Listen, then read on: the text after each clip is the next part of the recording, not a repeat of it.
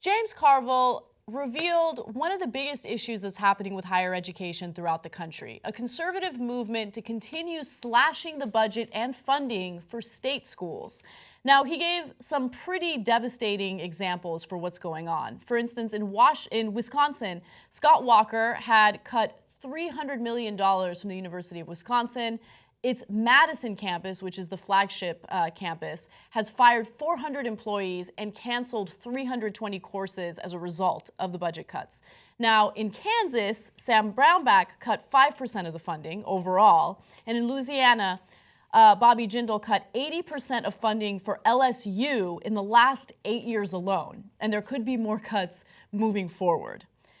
Jesus, man. So this is a disaster for modern day current college students because of the fact that college is already insanely expensive. And a lot of people who want to save money will go ahead and go for the cheaper option, which is state schools. But now state schools are experiencing such severe cuts that, they have to lower enrollment, they have to cut classes, they have to fire professors so there isn't enough room for students to take the classes that they need to graduate. And more importantly, they increase tuition considerably. They move the cost from the state onto the students. And some people might think, oh, well, what's the big deal? Like if a student wants an education, he or she should have to pay for it. Why should taxpayers pay for it? Well, it's because we don't want a country full of idiots, okay? And that's kind of in the direction that we're headed in right now. Okay, so first of all, the Louisiana numbers are stunning.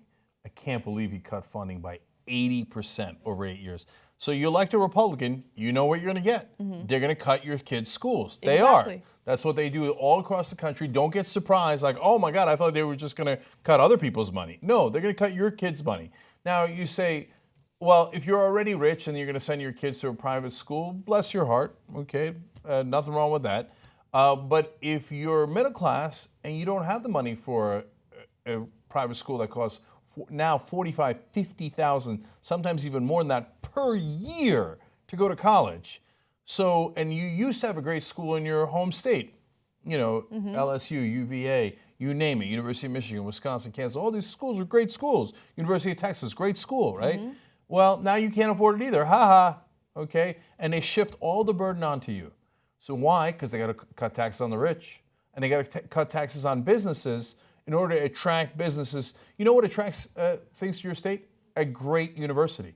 A lot of people, University of Virginia is still in great shape, unlike some of these schools.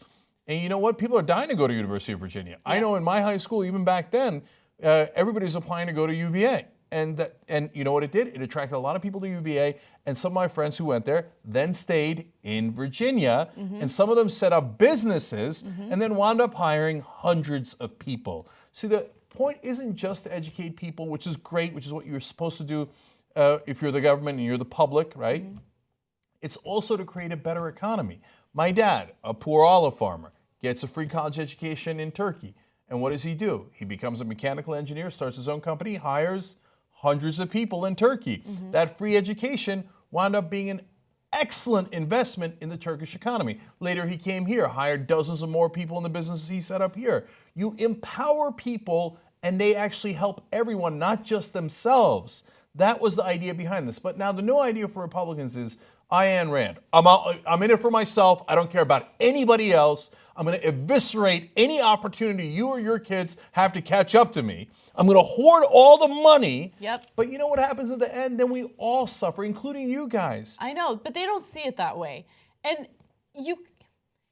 if you're conservative and your argument against government programs is, oh, well, these are all just lazy people who won't pick themselves up by the bootstraps and, make a good life for themselves. If you make that argument and then at the same time you support cutting the budget or cutting funding for higher education or public school in general, well then what bootstraps? Like what's the great equalizer in the country, right? Like this gap between the middle class, not the middle class, the wealthy and the poor keeps widening. And it's because of stuff like this. It's because moving up that economic ladder is becoming less and less of a reality. It's becoming more and more challenging for people to do that. If I didn't have access to an affordable higher education, I wouldn't be where I am today. I got really lucky. I think I was the last, class that was able to get a decent education at a very, very low price. I went to a state school, and because of that awesome education I got there, I'm able to do what I'm doing now. So I want to give you more stats from Carville's great article because it gives you more context too. Because to our point about once people climb up the economic ladder, they want to kick the ladder down. Public institutions have educated the majority of our nation's leaders, he says, including at least 31 of the 54 current Republican U.S. senators. So a majority of the Republican senators went to public schools, and then they say, oh yeah, okay, we're already here. Burn the bridge. Burn the bridge after us so that they don't catch up to us. You're such bad guys, man. Like, I look at my dad got that free education, I think, great, build that bridge. Yeah. That bridge works. It empowered us, right? They think, no, I already made it. Burn the bridge after me. And then last thing, he says, compared to 3.5 decades ago, states now pay 50% less for higher education, while students pay 500% more for tuition. And you know, all those big businesses that don't want to pay their taxes, which helps fund these schools, just keep in mind that you're screwing over the generation that has no buying power if they're crippled with student loan debt. You think they're going to buy your products? With what? With what? I know, but there is one reason that they do like it.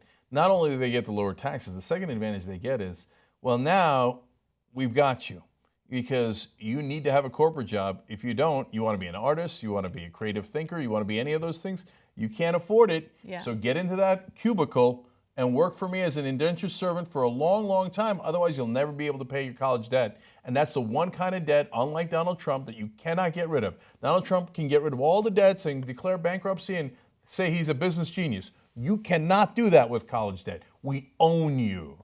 So that's what America's turned into, and that's what your kids are going to. We got to turn this ship around. Otherwise, you know, we're going to have our schools get less and less money, less people getting educated, and all of us in a perpetual state of servitude to the guys who are funding our politicians. It is gross. I'm going to give you one last fact because it is amazing. I did not know this. Did you know Berkeley is a great school in California? In 1976, tuition in Berkeley was $650. That's it. $650, and you got an amazing education. And people who went to Berkeley wound up becoming national leaders, business leaders, helping the economy, making America great. And now it costs so much more to go to Berkeley. It costs often more than $10,000, and that's one of the cheaper schools. Mm-hmm.